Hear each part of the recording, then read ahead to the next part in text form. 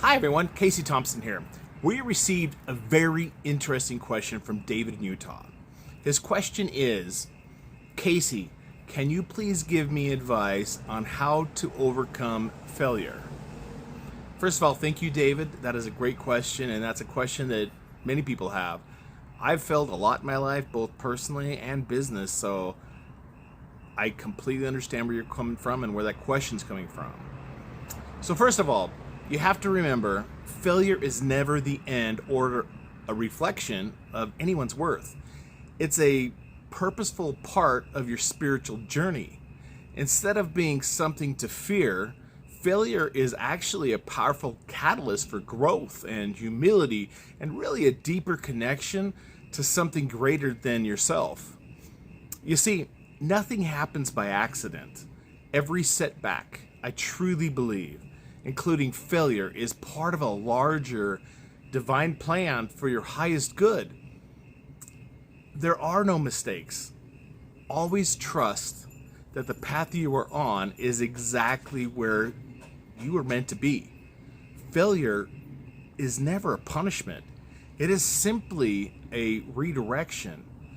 It might be saving you from a path that wasn't right for you, or it might be preparing you for something even much better. That's happened in my life many times. You see, the reason failure feels so painful at the time is because it's a direct hit to your ego's desire for control. But by surrendering all outcomes to God, you free yourself from the burden of having to get everything right. This isn't about avoiding failure. It's about trusting in the process. You see, the ego loves success because it reinforces its sense of superiority. Failure, on the other hand, is a profound teacher of humility. You see, true wisdom is not just in what you learn from success, but what you learn from failure. Failure forces you to confront your weaknesses. It forces you to reevaluate your methods and grow stronger. Failure can also teach you patience, resilience, and creative problem solving in a lot of ways that success never could. You see, when you fail, you're reminded that you are not perfect. This can open your heart to compassion for others who are also struggling and remind you of your independence on a greater power than your own. One of the most damaging aspects of failure is when people take it personally, because you are never defined by your actions or outcomes. Remember, you are never a failure. A failure is simply an event or an experience. You are simply a human being who experienced a failure. Because your worth as a child of God is never diminished by a setback. So what you have to do is separate your worth from your performance. Your worth is 100% in your divine existence.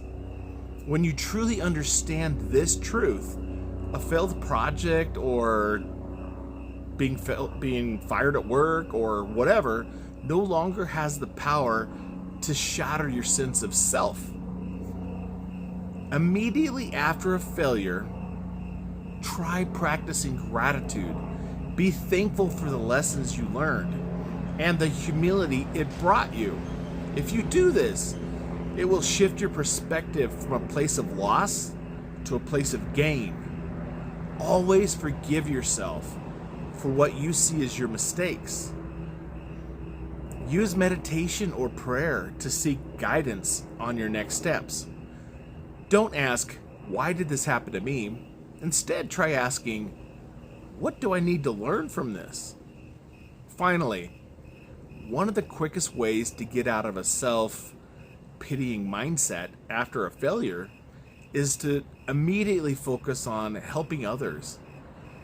By serving someone else, you reconnect with a sense of purpose. That is 100% independent of your own success or failure.